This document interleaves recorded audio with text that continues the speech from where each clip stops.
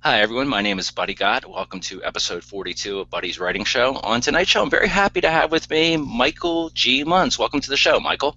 Hi, buddy. How's it going? It's going great, thanks. Thank you so much for being here. Oh, thanks for inviting me. My pleasure. I discovered you just about a month ago when I kept hearing about your book, your most recent release, which is called Zeus is Dead, A Monstrously Inconvenient Adventure, which is a Yeah. fantastic title. That title just grabbed my attention right away. Oh, good. But yeah, we thought it might be a bit long, but then we thought, well, it's a comedy. It's that could work for us. So Okay, great. Well, since that hard to is your put most into a tweet, but yeah, that's got to be hard to put into a tweet. yeah, we But just usually just shorten it up. well, would you mind telling our viewers a little bit about this book, sir? Yeah, well, it's a comedic fantasy. It's geared for adults. I would rate it as a PG-13, but it's if it were a movie. But it's set in a version of our world where reality TV heroes slay actual monsters and gods have their own Twitter feeds, media empires, and casinos. So basically, the idea is that in 2009, Zeus was assassinated, and at that point, that allowed all the rest of the gods to come back into the modern world in a public fashion because 3,000 years ago we had them withdraw for reasons known only to him. Right.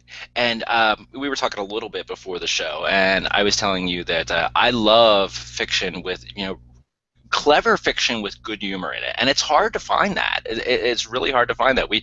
I know you said someone you like a lot is Douglas Adams, correct? Yes. Yeah. Yeah, yeah. I love. I mean, he was brilliant. I wish he had been around a lot longer so we could have got Yeah. more of his works. But it's hard to find good stuff, and that's what really right from the opening chapters of your book. I was loving it because I'm Oh, like, okay, thank you. this is smart. This is funny. I told you one thing that I particularly liked. I'm not going to say what that is because I want the readers to pick it up for themselves. But Hmm. it's great. I wanted to ask you, which it's such a unique idea. I mean, how did you come up with this? I mean, have you been a fan of like Greek mythology, I guess, for a long time? Yeah, for one of the first books I can remember reading, aside from Fantastic Mr. Fox, but that doesn't really have anything to do with this, was a mythology book that my parents, I think, got me. And from that point, reading that just fascinated me. The story, the various tales, this kind of Ulysses and all the heroes, all the gods, especially. I really like the gods, and so I developed that interest throughout my childhood, and then I took Latin in high school, and that gave me some more exposure to that, and I wound up taking some classes courses in college. And when I was taking the college courses, it's when I had this real light bulb moment because the professor was talking about how the Greeks viewed their gods as pretty much human beings, but so much more, you know, uh, much more talented, much more beautiful, much more egotistical, and I was, you read some of the myths, and there's obvious political things going on just between the gods themselves. And I was thinking, wouldn't it be great to write something? Originally, I was thinking to set it back in ancient times with just different mortal heroes, but I wanted to focus a lot on the gods too, because I thought these are great characters who were already pretty well drawn, and I can, interpret it my own way. But they're out there and they're in the public domain, so why not? But I didn't want Right. to. I love the idea so much that I didn't want to do that immediately because I didn't think I could do it justice at the time. I Hmm. wanted to, develop myself a little bit more. Uh, and then after a while, I wrote a short story, looking for ideas to write short stories, and came. I forget exactly where I came across the idea, but this was like around 2002 or so, and I wrote about Apollo coming to this guy in a cafe, and the Oh, sort of okay. All right. conversation Cool. that would result from that. This person sits down at your table and says, "Hi, I'm the god Apollo," and what the average response to that would be is, "Sure you are. I'm going to have to move tables." And I wrote a few other stories in that vein, just putting them in the modern context and going for the humor. And so I really just changed my mind about how I wanted to do something that was a book, and so I can do something epic, but in modern times, and have fun with it. So yeah, that's And it is where fun, it's like you at. had mentioned earlier. They tweet. There's the whole reality. It's very much modern day, and it's fun to see their interactions with us humans. Yeah, And they're pretty much just gigantic egotist. I mean, even more so egotistical celebrity Right. and doing whatever they want to do. Why not? Very cool. And you mentioned the short stories that you wrote. Mhm. That has me curious because I saw that you actually have a short story collection out called, and I love the Oh, title of this. It's Mythed Connections, yes. a short story collection of classical myth in the modern world. Now, some of those Mhm. stories you just talked about, are they, I would assume, in that collection? Right. Actually, those are I wrote three of those stories, and they're all in that collection. Oh, And okay, fantastic. if I can put a plug in, they that's one of the things that if you go to my website michaelgmunz.com and sign up for the subscription list, then you get a copy of that free. Oh, that's fantastic. Viewers, make note And of that. it's sort of yeah, so it sort of works as a spiritual prequel in a sense because it doesn't fit exactly except for one person. There's a character who I'll wind up seeing and who's just dead also, but I won't spoil Cool, cool. And I do want to, I want to plug your website too because I had checked it out earlier, and it's very, very cool. Thank you. You're welcome. In addition to like information about your novels, you've got a cool blog there too. It's called the Geek Notes blog. It sounds like you are a very proud geek, sir, much as I am Yes. myself. I mean, I have a Yeah. monkey's mug. I'm obviously a geek. Ah. Yeah, I mean, it took me a while to find the pride there. You know, in high school, it's one of those things you sort of keep under your hat. Right. But Oh, I know. yes, Believe me, I know. I yeah, know. the internet has opened things up so much more. So yes, And cool. What I like about that is I saw that you do something pretty cool in there. You blog about like a book that you are reading, and what you're. Am I right? Maybe you wanted to explain this. You're probably gonna do it better than I, since you're doing it. But it looks like you're pretty much sharing your experience reading these books. right. I mean, I've seen that elsewhere on the internet. Sometimes people do, it's called a let's read or whatever, and sometimes it'll be a book they haven't read before. Sometimes it'll be one they love and again talk about. But yeah, I'm reading the Percy Jackson series Okay. because I haven't read it before, and people keep saying, "Oh, gods in the modern day, you must have read Percy Jackson." And I'm like, no, I mean, I wasn't. I was about 25% of the way through writing Zeus is Dead before I was even aware of Percy Jackson. I came across on my blog. I tell the whole general story, but I'll sort it out kind of quickly. I was basically just finished up some writing. I was walking through a bookstore and saw the display Percy Jackson and the Olympians, and like, oh, no, I won't curse anyone. At that point, I thought, great, here's someone else who had, because I loved my idea, and I thought here's someone else who had independently the same idea, and they've Right. already ran with it. So I was afraid to look it up and see what it was, and then I looked it up and said it was different from my imagination for my what I imagined. It And was you such breathe a sigh of relief, I am sure. yeah, yeah. It's like Zeus is Dead is really geared toward more of an older audience. There's no teenage characters in it that I can recall. There might be one or two throwaway, but and it's a lot more of a comedy than I think Percy Jackson is. But I'm still enjoying the Percy Jackson series. It's fun to see another take on the gods. So Yeah, that's very cool. Very cool. And now you said that you know you, you talked about even going back to college. How you got the idea of doing a story. When did your interest in writing start? Was it back then or even younger? I know, like, I've talked to so many people, and they'll be like, "Oh yeah, I used to even like write like little comic books when I was a kid." And how far back does it go for you, Mike? it goes pretty far back. I found actually about a year ago in a box of stuff I was going through a book that I wrote in it was the class assignment. It was for I think maybe second grade or something, and it was very it was like 8 pages long, very short story, picture book mostly. Uh-huh. We drew the pictures and we found the book in class. But I've always enjoyed creating in some fashion like that. I'm not a visual artist. I can't like I tell people I can't even draw a blank. My my parents are much more visually inclined than I did. My dad, That's how I am. If I draw stick people, you won't even know they're stick people. It's pretty yeah, bad.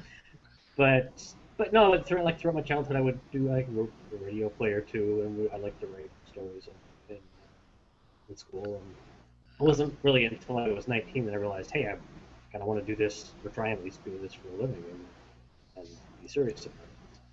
Oh, very cool, very cool. Well, you were definitely on a great path here, my friend. I mean, like I Thank said, you. Zeus is Been a dead long is. one. The long ones are the most worthwhile, though.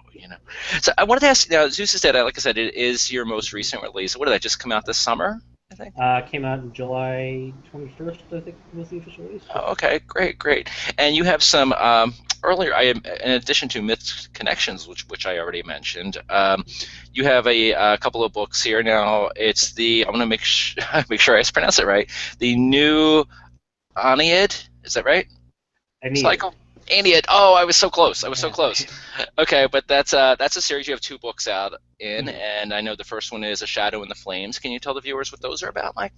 Those are sci-fi books. It's more the I guess it would be best described as in the cyberpunk genre.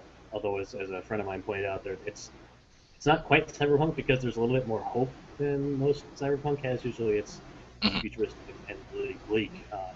And this is bleak, but it's not all doom and gloom. Hmm. But it's set in the mid 21st century, and the first book, well, the new Aeneid cycle kind of refers to.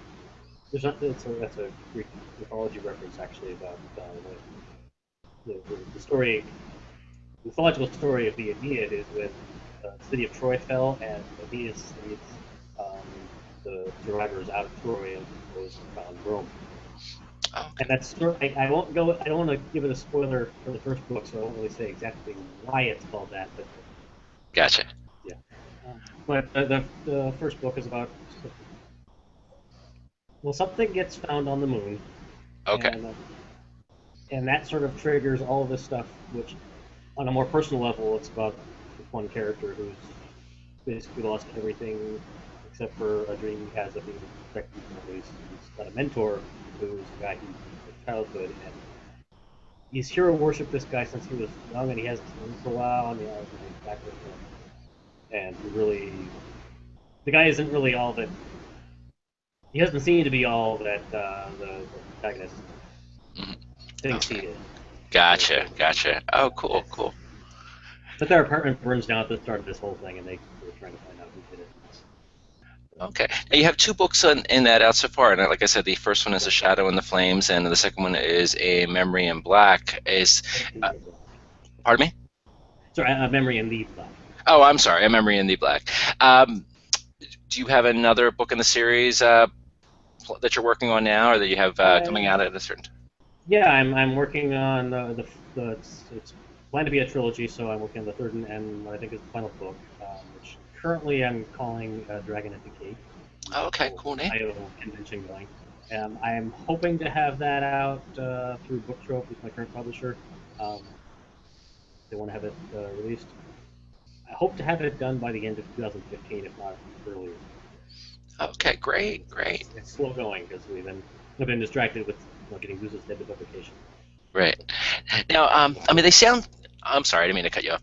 Now, they sound like, I mean, like you said, they're sci-fi. It sounds, quite different than Zeus is Dead. Now, do they have some humor in them as well, or are they pretty They much? do have a little humor in them. Hmm. There's not humor from the narrative voice like I do in Zeus is Dead, Hmm. but there's one or two I'm writing about people, and people have a sense of humor, and Right.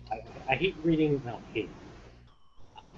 Depending on how it's done, I dislike reading or watching things with that have no characters that have any sense of humor.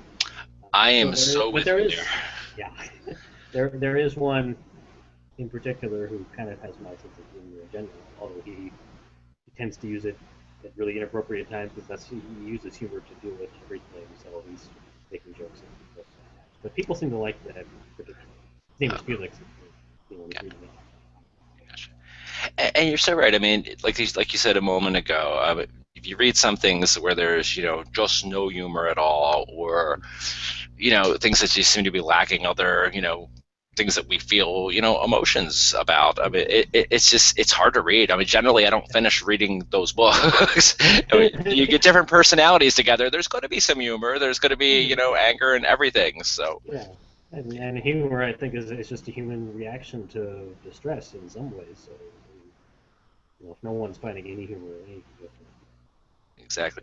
We mentioned Douglas Adams before, and what a fantastic writer he was. Who else would you count as, say, some of your favorite authors or like influences upon you? uh, just humor or any. Well, just let's cover everything. Okay, it's easier. um, Dan Simmons is one of I haven't read. He's written sci-fi and horror. I haven't really read too much of his horror, but I've the Hyperion series is definitely one of my favorites. So I love the way he's able to weave this really complex sci-fi story all together, which is just, I mean, I'm inspired to be able to do it anywhere near as well as he does. There's a book called The List of Seven, which is by Mark Frost, who's actually one of the co-creators of Twin Peaks. He hasn't Oh written yeah. too much, but it's kind of a pot boiler, but it's really one of my favorite books because it's a supernatural thriller with Arthur Conan Doyle as the main character. I had heard And about that, and I've been curious about it. You're the only person that I know of that has read that. I got to check that out. yeah, That sounds good. I highly recommend it. Neil Gaiman, I love some of his stuff. Neverwhere is my favorite from him. Yeah, he is fantastic. He's one of my favorites also. Very, very such a talent. Yes. He does it all. He does it Yeah, all. and so much. He's so prolific. It's just Yeah, yeah. I'm very jealous of that. Yeah, and what I think is great about him is he just seems like a really cool guy. Whenever you Yeah. see interviews with him or any kind of videos with him, I know I shared with my wife not long ago when he did a reading of just green eggs and ham, and it was one of the coolest things I've ever seen in the world. He's just a cool guy. I've been a fan of his since The Sandman. I remember reading The Oh, Sandman like back in college. It was such a no. great, great Yeah, I've series. only actually just recently, because people keep telling me about the Sandman series, and I finally started borrowing books, from a friend of mine who's had them. So I haven't read all of it, but I've read some of it. Yeah, pretty cool stuff. Pretty cool stuff.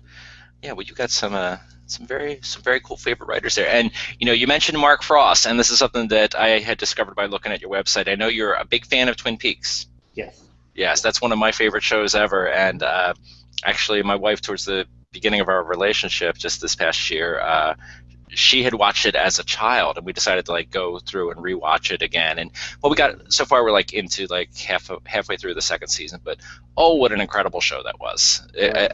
Yeah, for those watching who've never checked it out before, I would recommend going to Netflix or some other place that has it and watching those. It was just Yeah. so brilliant, so quirky, so funny. And the thing is, I think it really pioneered the concept of I always get serial. I'm sorry. No, it's not. I think serialized narrative in a TV show. Because each episode was about a day, and Hmm. things progressed from there. Now that's so common, but back then it was revolutionary. Yes, very much. And what do you think of? Well, like myself, you're probably like a little excited and maybe a little scared about the show coming back next year or 2016. I'm I can't remember. At this point, I'm just excited because it Yeah, seems like they're really gonna, it's a. Actually I really like the fact that it's a limited series. They're only yeah, planning a certain amount. I forget how many episodes they're planning, but I like when I hear that because then I know that it's going to have a beginning, middle, and an end. Of course, David Lynch is involved, so who knows if how that's going to work. right. But also, if Mark Frost was not, because I don't think Mark Frost gets enough credit, even though I'm biased because I know he's writing.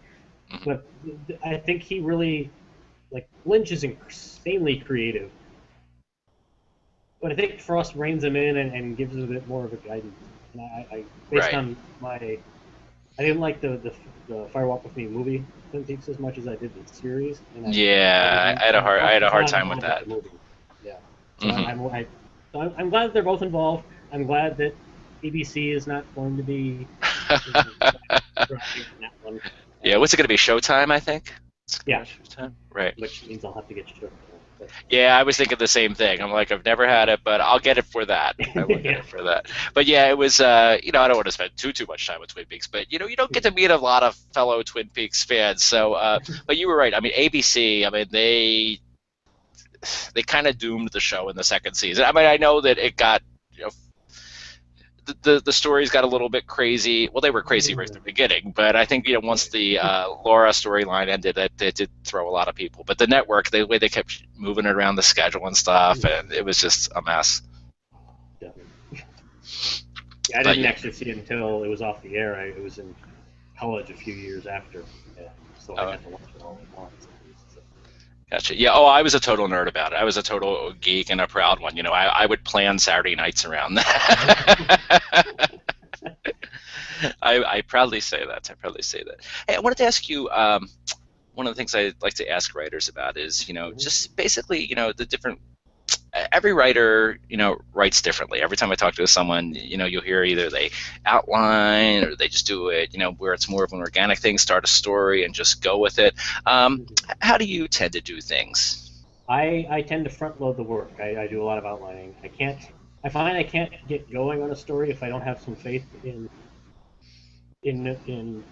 knowing or thinking that it's going to last. It's going to engage me enough to write through the whole book. Hmm. I don't.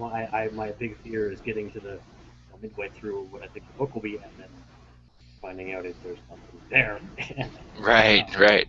Plus, I think, I mean, for me, and I'm again, this is just for me because I know a lot of writers do it the other way around, and that's it's whatever works for you. But for Mhm. me, I need to come up with a general plan and an outline, and get the characters at least somewhat realized in my head. And I don't follow that specifically. I mean, it's a great guide, but it also, I mean, I'm also open to things changing as I go along. And because you can't be too rigid about that because you have to let the characters and just the things that occur to you as you're writing.